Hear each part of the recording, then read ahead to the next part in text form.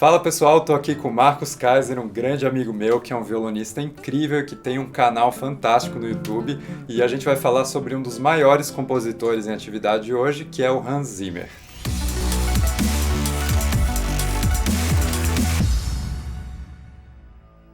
Eu acho que vale a pena só a gente situar quem que é o Hans Zimmer, né, pra quem não conheça. Pô, ele é um compositor alemão que, assim, só faz filme grande e que é um dos caras de maior importância hoje em dia no cenário de trilha sonora do cinema, né? E a gente vai estar falando aqui de alguns filmes bem específicos da carreira dele, que eu pelo menos considero, assim, uns pilares, né, do que ele tem feito. Não, e o legal é que são filmes que, na verdade, o grande público conhece. Todo mundo Exato, sabe o que é Piratas do Caribe, É. todo mundo sabe o que é Gladiador. O novo, na verdade, eu chamava de novo Batman, né? O Batman do Nolan. Agora já não é mais um É. Nolan.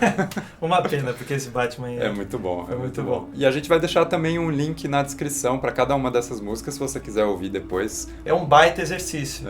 É bem legal. Assim, muita gente não sabe, mas eu também eu toco violoncelo. A gente até tem uns vídeos aqui no canal juntos. Vamos deixar os links aí. A que gente deixa tocou também, que inclusive tem música do Hans Zimmer.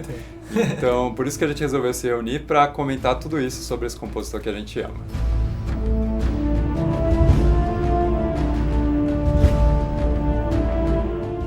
Vamos começar com o Gladiador, que eu considero assim um pilar, né, da carreira dele, porque assim, até então ele tinha tido sucesso, né, com o Rain Man, que ele fez ali no final dos anos 80, ele tinha tido sucesso com o Rei Leão, que muita gente não sabe, mas é dele também. Mas por que eu considero esse filme tão importante para ele? Eu acho que a partir do Gladiador ele começa a ter uma influência na indústria, né, uma influência no cenário das trilhas sonoras. E por que assim? Porque eu acho que ele estabelece alguns estilos musicais ali que fazem a diferença e mudam um pouquinho o que vem depois, né? Eu não lembro se foi ele o primeiro cara a fazer isso, mas tem com certeza um marco a partir desses filmes, que é aquele canto meio com uma melodia meio árabe, aquele tipo de escala. Então um canto que sustenta assim uma nota, né? Uma mulher cantando. Eu não vou tentar imitar porque vai ficar horrível.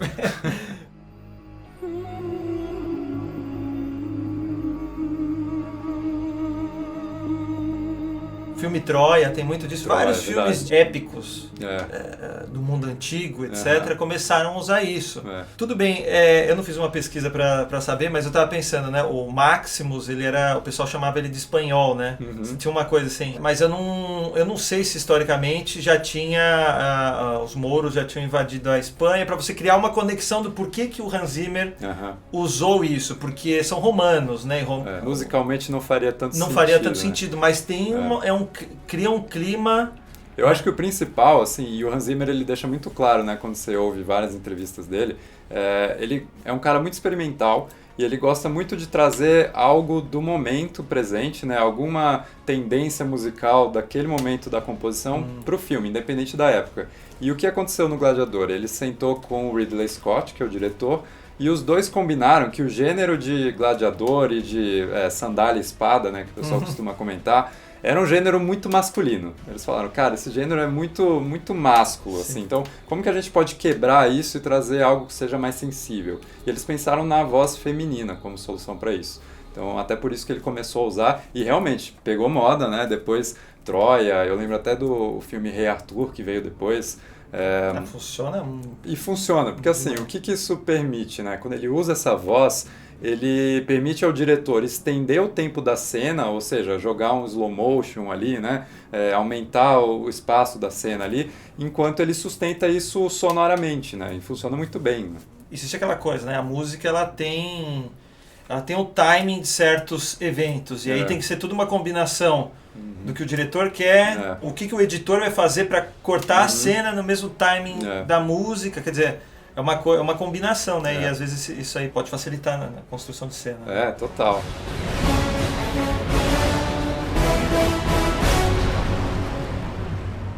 E assim, tem uma outra coisa, de filmes épicos, eu acho que eles são um prato cheio para os compositores também.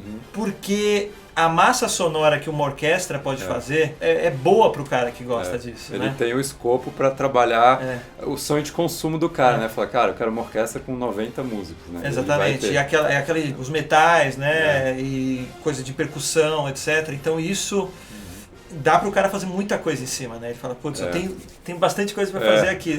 A gente percebe isso, né? E eu vou trazer até uma curiosidade, assim, do Hans, né?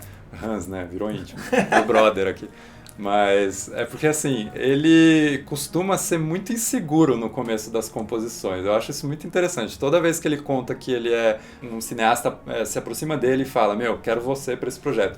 Ele sempre fala, eu? Mas, puta, sei lá, né? Filme de gladiador, né? Sei lá, coisa estranha, né? Ele falou isso pro Ridley Scott e depois ele acaba se surpreendendo com o resultado, né? É muito louco isso. Ele demonstra essa coisa do artista que, assim, não sabe exatamente o caminho que vai trilhar para chegar no resultado, mas ele chega, né? E esse filme, ele faz uma coisa que eu acho que tem muito nesse filme e claro, isso é uma especialidade do John Williams, que não quero fugir, mas é a ideia de que você tem diversos temas e todos são legais.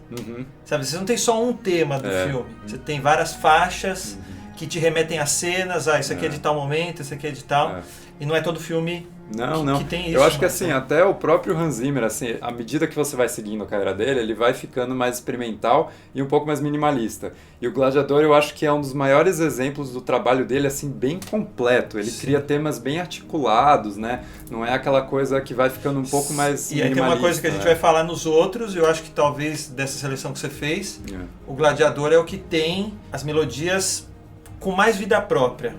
É verdade. Que assim, você não precisa mais estar vendo o filme, você pode pôr e é uma delícia ouvir. É porque, basicamente, assim, quanto mais ele vai se tornando experimental, ele vai querendo transmitir uma sensação específica que seja muito vinculada com a obra. Isso tem muito no Batman. E aí o que acontece? Quando você vincula muito com a obra fílmica, você desvincula da experiência de ouvir separado. Então, eu curto, né? Mas eu sou estranho, eu gosto disso mesmo. Mas o Gladiador realmente você consegue botar para tocar assim como se fosse uma obra de música clássica e você consegue aproveitar, né? Diferente de outras dele que vão ficando mais estranhas. Mas vamos chegar lá.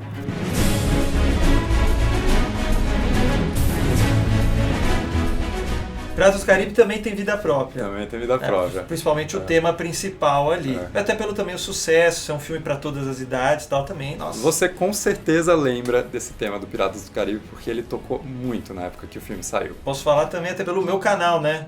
O meu arranjo do Piratas do Caribe para violão tem mais de 1 milhão de visualizações. É o que mais bomba, né? Então você vê como que o público curte, né? Como que ficou na memória das pessoas e tal.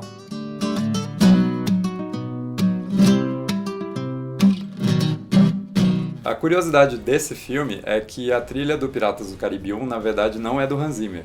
Ele sentou com o Klaus Badelt, que era um colaborador dele frequente, né? E passou a trilha para ele, só que ele já passou com o tema pronto. Ele pegou, sei lá, 1 noite, 2 dias, escreveu o tema rapidinho e falou, tá aqui o tema, segue. E aí ele supervisionou o trabalho, mas quem fez essa trilha foi o Klaus Badelt. Como se fosse uma parceria, arranjo, composição. Assim, ele atuou como um produtor executivo da trilha sonora. Né? Tá. E aí depois ele chegou e fez a trilha do 2, 3, 4, 5, sei lá. E é uma coisa muito louca, né? Quando você pensa em pirata, você fala, putz, como é que você vai fazer uma música de pirata? Você me chamassem sem você ter a referência. Porque a gente tem que pensar nisso. Sim. Porque agora você hoje é fácil você olhar. Hoje é fácil, porque o cara criou a estética, né? E aí eu vou pensar música de pirata, o que a gente sabe, música de marinheiro, tem um pouco dessa música, aquelas músicas irlandesas, celtas. Piratas bêbados numa taverna, tal. Puxa um pouco até do próprio parque de diversão, né, que baseou o filme, mas sempre era muito caricato, né, e de novo, o Hans Zimmer sendo inseguro, né, ele mesmo virou pro diretor e falou, mas filme de pirata, né, esse negócio tá meio morto, cara, o que eu vou fazer com isso? E aí ele vai cavocando ali, vai descobrindo como fazer isso soar legal. E eu acho que legal do Piratas do Caribe, ela tem a melodia que você consegue cantar, você consegue assoviar depois, né? A criança, ela guarda a música. Ela tem um quê de épico também, porque é uma aventura. Então ela tem uma... E ela não é pesada. Não, ela é muito... Disney, assim, se você pensar. Ela é leve, você falou tudo, né? Eu acho até curioso entrar num lado assim mais subjetivo, né? Mas eu vi que eles escreveram a melodia como assim, você pensar na escala de notas, né? Os tons que vão subindo como se fossem ondas, né? Então a melodia vai fazendo... Ele vai sempre fazendo essas ondas em termos da escala, assim, que é legal, que remete ao mar. E, segundo eles, dá essa sensação de aventura, né? De um negócio que está sempre indo e voltando. Sim, né? É muito legal isso. Combina totalmente, né? alguns momentos de ação que não necessariamente está com o tema principal, mas você está com aquela música de fundo, que tem uma coisa certa percussiva, tem um ambiente ali. Mesmo assim, esse filme não perde a leveza, mesmo assim, né? Porque tem arranjos um pouco parecidos no do Batman, que dá pra ver que existe uma semelhança na estética, só que o Batman já é mais pesado. Já é mais pesado.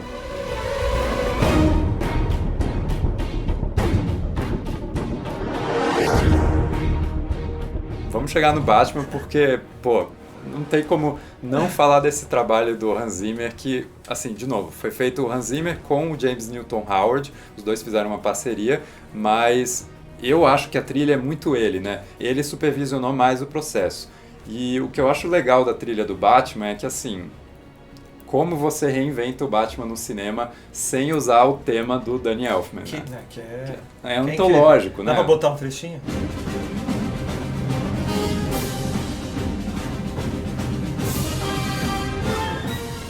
Como que você segue isso? Não tem como, mas a sorte foi que ele pegou o Christopher Nolan, que é um cara que também queria revirar completamente o Batman no cinema, e ele queria fazer isso musicalmente também. Cara, eu sempre gostei de super-heróis, etc., mas eu não sou um fissurado nos quadrinhos. Sim. Mas pra mim, como só o público de filme, esse Batman foi tipo ares novos em tudo, assim, eu nunca imaginei ele como um ninja, né? Etc, tal. Assim, não é fácil ser o Batman, sabe assim? Eu acho que a trilha também tem disso, né? E tem uma coisa que é dinâmica, uma certa coisa frenética, né? Porque aí tem por conta da percussão, acho que é a percussão que tem esse efeito. O Hans Zimmer, ele tem um apreço muito grande pelos tons graves da orquestra, né? Ele é um cara que trabalha muito com os violoncelos, com os contrabaixos e com a percussão. Ele costuma ter o dobro de violoncelistas e contrabaixistas na orquestra do que ele tem para os outros instrumentos. E no Batman ele queria usar muito esses tons graves porque ele queria uma coisa muito mais séria e que fugisse justamente aquela vibe de quadrinhos do Batman do Tim Burton, né? Então ele não pode soar heróico, ele não pode soar... Não é nada, né? É muito mais uma jornada de um homem obcecado pela justiça, né? E aí como que ele manifesta isso na trilha sonora? São aquelas duas notas, intervalo de 2 tons, né? Que ele usa como se fosse um chamado para o Batman.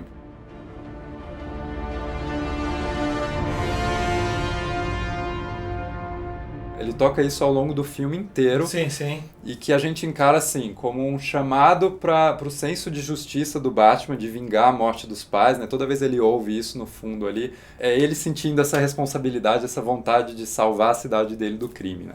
E tem um recurso que eu acho que funciona demais. Eu mesmo já fiz algumas composições relacionadas, mas são coisas engavetadas aí. Mas tem um recurso que eu gosto muito, usando o sintetizador, né?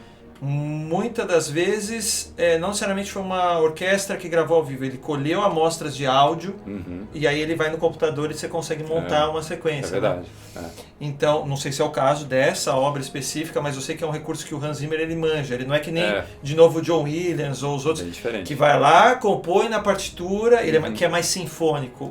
O Hans Zimmer, pelo menos... Ele é um grande editor de pós-produção sonora e ele participou de uma banda, né? Ele começou a carreira dele em banda como tecladista, então ele tem todo um background de eletrônica que ele usa realmente, as músicas dele são editadas, assim, ele compõe, ele toca junto com a orquestra, mas depois ele sempre vai fazer esse tratamento. E o recurso é exatamente esse, a percussão fazendo um negócio assim, e as cordas, que era o que você estava falando, estão arpejando mesmo.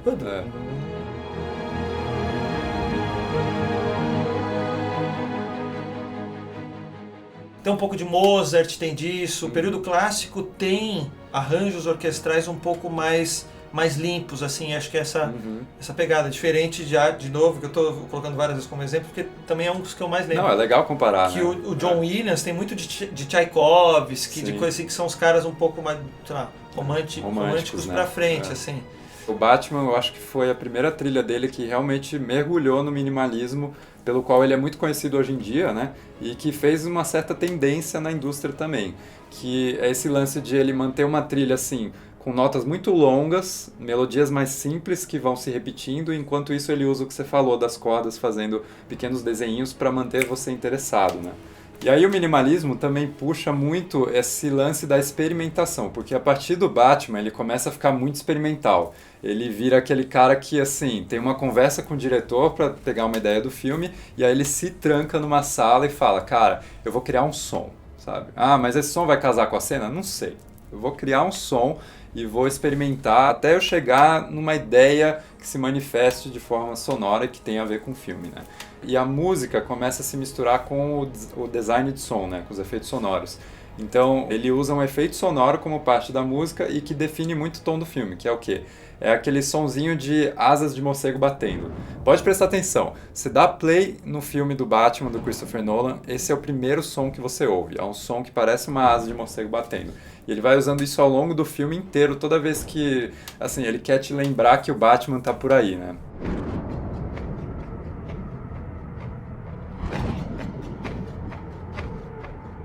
Você falou que ele vai ficando mais experimental, etc.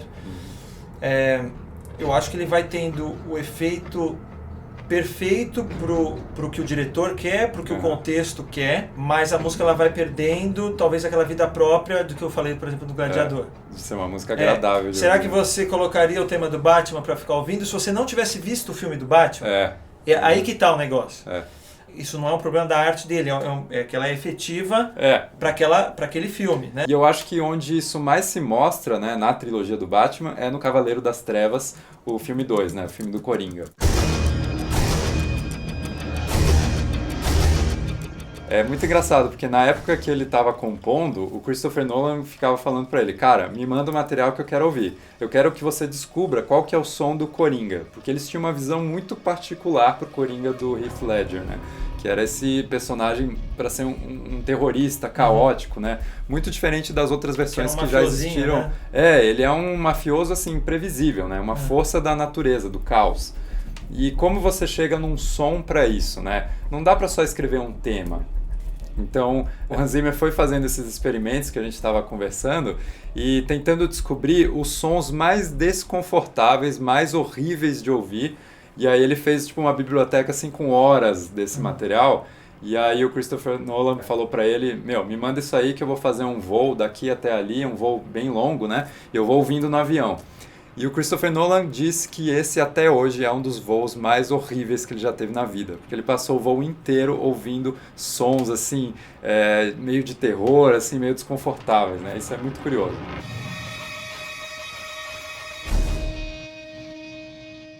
E aí qual foi o resultado que ele chegou nisso? Ele chegou num som que é feito usando um violoncelo elétrico e que se assemelha muito a uma navalha sendo passada, assim. Então você sempre tem a sensação de algo que pode te cortar a qualquer momento. Eu tenho que... Dá uma olhadinha. Ele é sutil, mas ele aparece toda vez que o Coringa entra em cena. Porque tá tão conectado com o todo, talvez seja isso, né?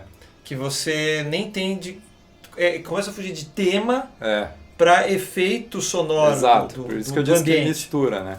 E só para concluir o paralelo, né? Enquanto no Batman a gente tem aquele tema de 2 notas, né? Que é o chamado da justiça, né? No Coringa ele tem 2 notas também, só que para baixo, é um tom abaixo, né? Ele mantém essa notinha cortante ali e depois cai um tom, né? Então é tipo assim, o Batman eleva a cidade, né? E o Coringa traz ela para baixo, pro submundo, pra injustiça, né? Pra criminalidade. É poético, é uma brisa, mas é poético.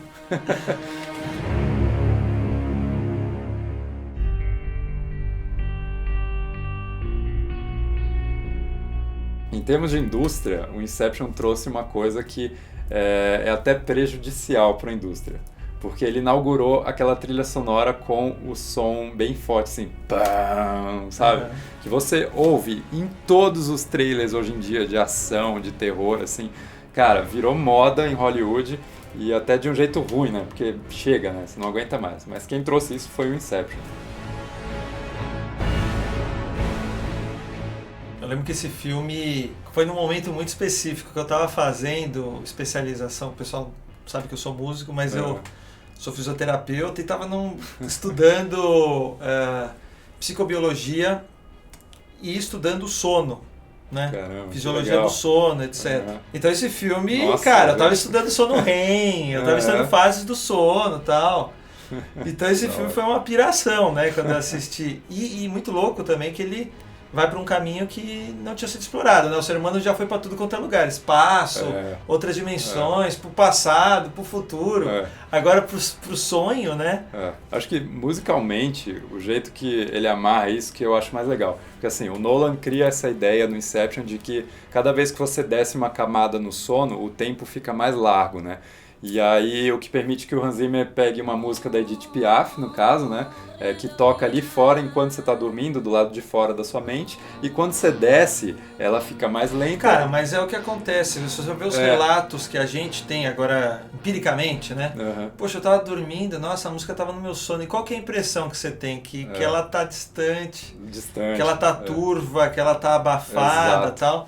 E ele usa, vou até pegar meu violão, eu não tenho certeza se ele faz esses acordes, né? Eu não tirei, mas por exemplo, coisas assim...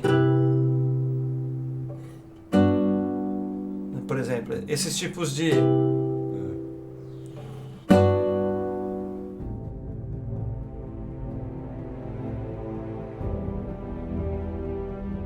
Isso funciona pra mim muito, essa coisa onírica. É verdade.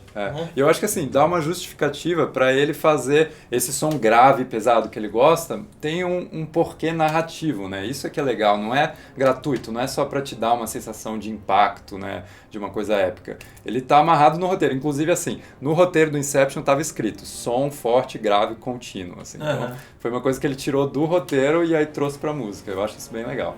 Mas parem de usar nos trailers porque já deu, né? Já foi. E essa trilha é mais uma dessas que cara, não sei, tirando esses momentos aí, ela fica de fundo, é uma música de fundo, ela é uma espuma, sei lá, se você fosse tentar usar palavras assim, né? Claro que existem momentos de tensão, momentos de nostalgia flutuando, assim, eu sinto isso, né?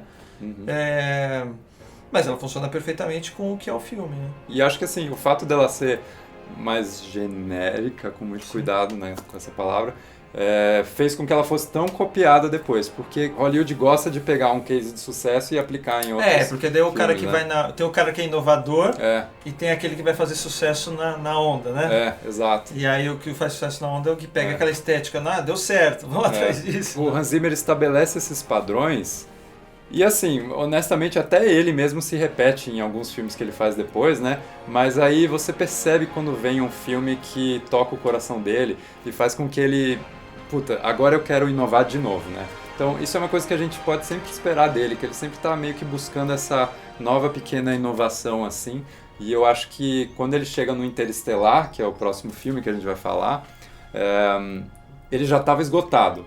Né? Ele já tinha colaborado com o Nolan várias vezes, aí os dois sentam e basicamente discutem. Tá, vamos fazer uma lista de tudo que a gente já fez, pra gente descobrir o que a gente não fez ainda.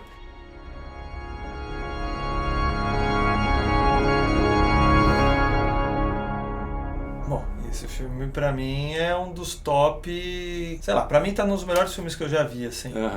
Talvez por gosto pessoal, relação pai e filha... que tem muita essa coisa de ver o tempo passar, muitos pais falam disso, eu não vi como ela cresceu, e cara, no filme acontece isso, né? Ele viaja, né? É bem legal.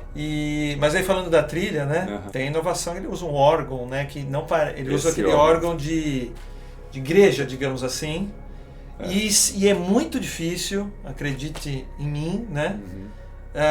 Você usar instrumentos tão caracterizados em certos contextos e você não fazer parecer isso.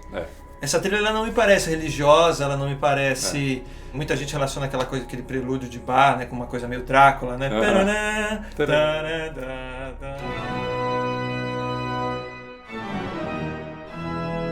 Porque daí isso foi um clichê que fizeram depois. Bach não pensou, não obviamente, nisso, né? Mas ou é uma coisa ou outra. E ele usou, é infinito. Você se sente, cara, eu me sinto flutuando no infinito e que eu não consigo parar. Porque o espaço tem disso, né? Ele vai, se uma força te empurra, você vai indo... Já era. Tem várias coisas aí que são interessantes. Assim, esse lance do órgão foi uma sugestão do Nolan.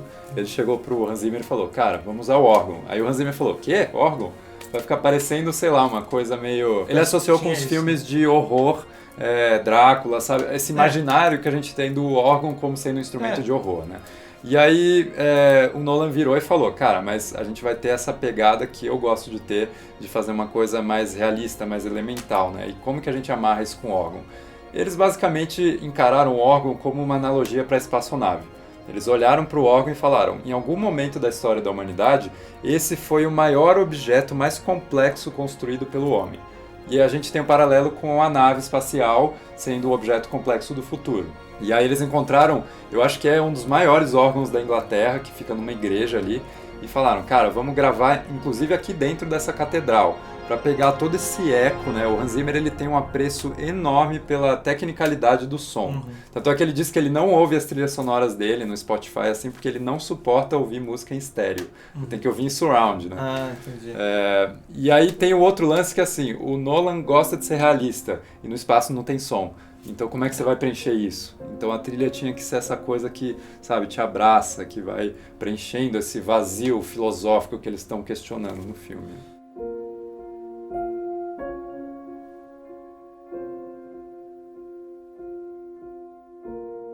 Tem uma solidão, acho que tem. É verdade. O espaço que é um tema importantíssimo do filme, né? Não é quente a música. É engraçado, isso é umas coisas que... Ela é bem subjetiva, né? Eu acho que você consegue trazer a sua... Que nem você falou, que esse filme te lembrou muito da sua relação com a sua filha e da sua sensação do tempo passando, né? Então, acho legal que a música te convida a trazer a sua bagagem, né, também. E olha, eu não sei, pra mim, mesmo essa também sendo uma obra que necessariamente você não vai ficar ouvindo, sem estar conectado com o filme e tal, eu acho que também pra mim é uma das melhores trilhas também, porque tem algo ali que eu não diria que é técnico, olha, sempre que você fizer isso, sempre que você fizer esse matemático, vai funcionar.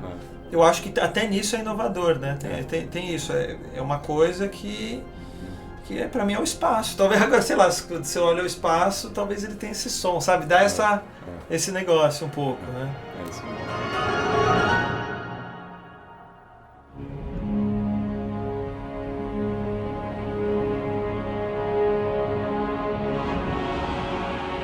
Então a gente chega finalmente em O Homem de Aço e... Aliás, é uma honra estar aqui com o Clark Kent. Cara, tá parecido demais. Clark Kent em pessoa. Quem dera. Mas assim, se no Batman você tinha a pressão de seguir o Danny Elfman, no Homem de Aço, como é que você segue John Williams, o mestre, com o tema do Super-Homem? É um dos temas mais reconhecíveis no mundo.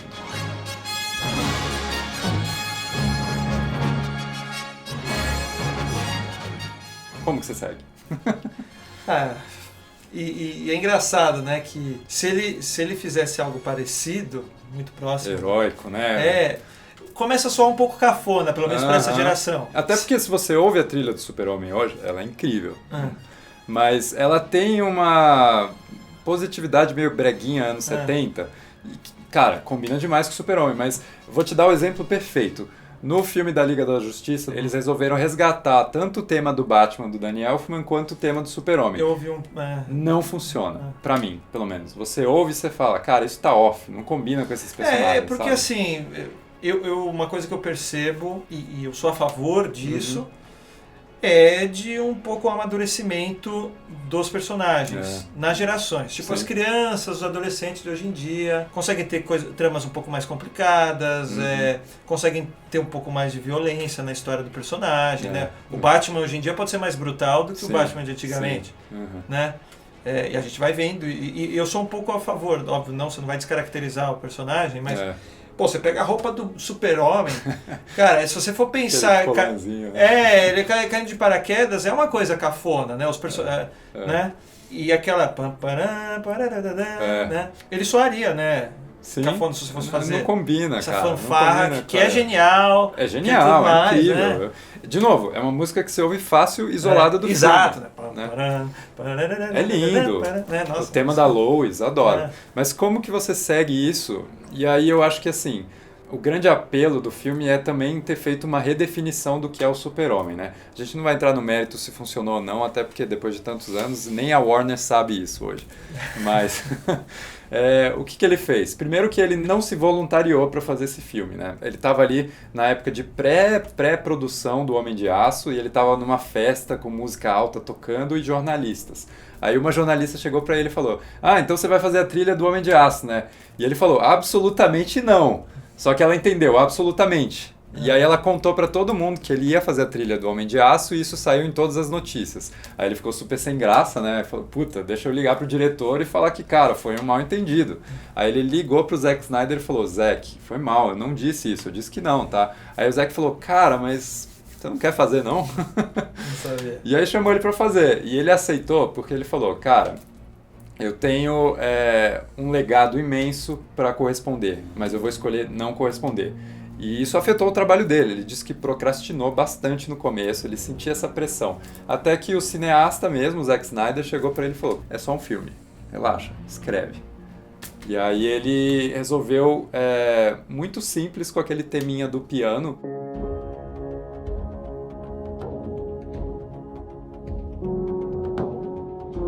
Falou assim: o meu foco vai ser escrever uma música que não seja de super-herói, não seja, né, com toda aquela fanfarra do John Williams, mas uma música que homenageie o trabalhador rural do Kansas. Falou: eu vou pegar uma música que simbolize aquela pessoa que nunca está nos holofotes e que segue fazendo seu trabalho honesto dia após dia. Mas, obviamente, ele tem que corresponder à história de um alienígena que veio, é um ser maior que a vida, um deus presente na Terra, que é o Super-Homem. Aliás, eu adoro o começo desse filme, né? O pai dele, que aliás é o gladiador. Que é o Russell Crowe salvando ele e tal. Quando ele vai pro lado épico, ele faz algumas coisas que eu acho interessantes, que é legal de pontuar. Ele tem sempre um coral de fundo e ele faz um coral cantar todas as vogais, seguidamente. Então o coral está sempre cantando A, E, I, O, U, A, E, I, O, U.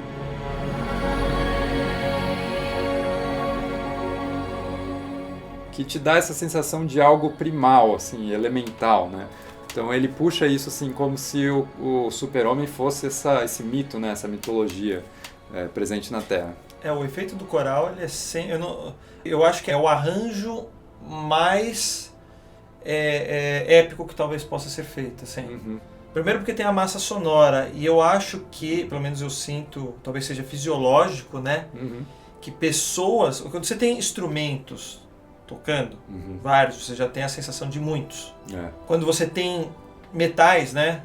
Trombone, etc., é mais ainda. Eu acho que, porque talvez tenha uma conexão com a voz humana. Ele é um som mais humano. O trombone, né? Dizem que se assemelha muito à voz trompete, humana, etc. Todos os metais. E acho que quando entra a voz humana em si, a gente tem uma conexão imediata. Mais ainda. Então, pra mim, é o arranjo mais grandioso que tem. E que, assim, tem que ser usado com cautela. Porque até o Nolan nunca quis usar coral, porque ele acha muito manjado.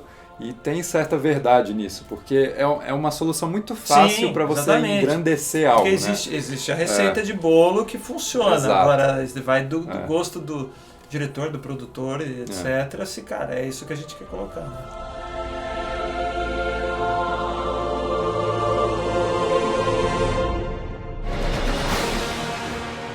E eles usam esse tema num trailer, né? O Hans Zimmer estava tão inseguro que ele chegou a pesquisar na internet a reação do pessoal no trailer para ver o que eles estavam falando da música. Você vê, um cara do naipe do Hans Zimmer que sente as inseguranças dos artistas, né? Mas muito legal isso. Eu posso dizer que acho que é engraçado. Quando você é um Zé Ninguém, digamos assim, tem toda a responsa, é justificável toda insegurança, obviamente. Né? Falar agora, é a minha chance. Isso aqui, cara, tem que acontecer, tem que dar certo, né, etc.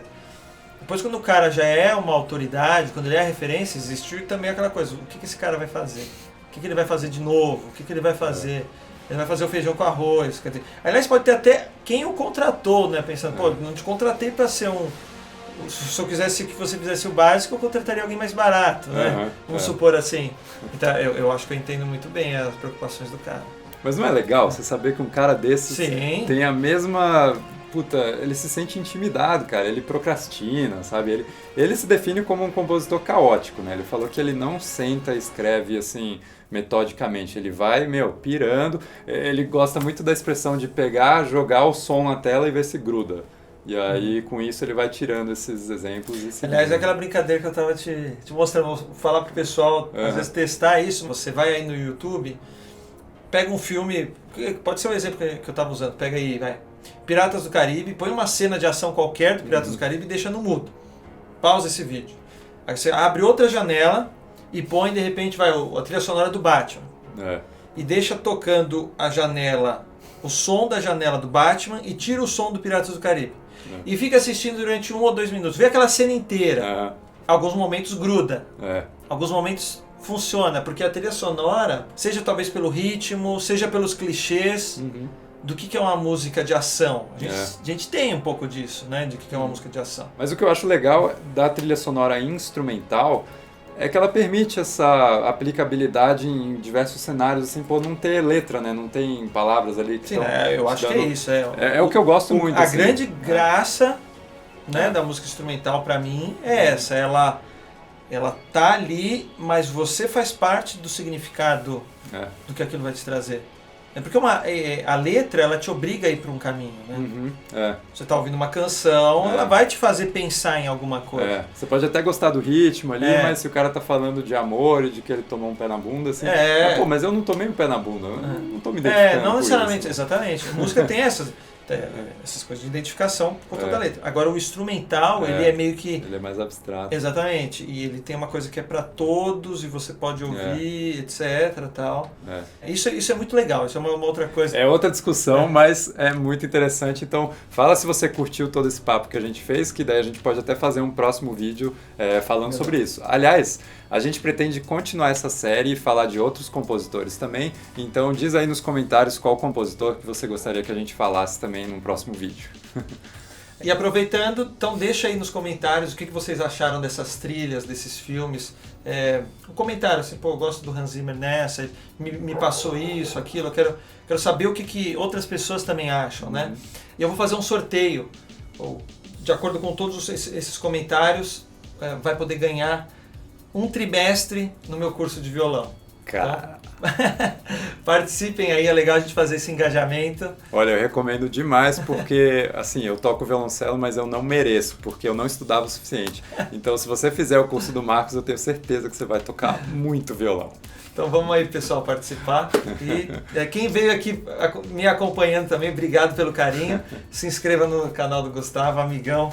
Valeu, cara. Parabéns aí, o canal dele vai crescer muito ainda. Um puto orgulho, muito legal. Não, falo mesmo, cara. Conheçam o trabalho do Marcos. Quando eu encontrei o seu canal a primeira vez, eu fiz maratona. Eu ficava jogando, será que ele tem a trilha de tal filme? Eu ficava jogando lá e tinha todas, cara. É incrível. O Marcos tá há 6 anos aí no YouTube. Ele tem um banco incrível de músicas de todo tipo, não só trilha sonora. Então, dá uma conferida no canal dele, se inscreve, curte tudo, porque, cara, é demais. Valeu, pessoal. Mas é isso. Valeu, pessoal. Se você gostou, não esquece de deixar um like nesse vídeo, se inscreve no canal, comenta aí embaixo para participar do sorteio que ele vai fazer. E é isso aí. A gente se vê no próximo vídeo. Valeu!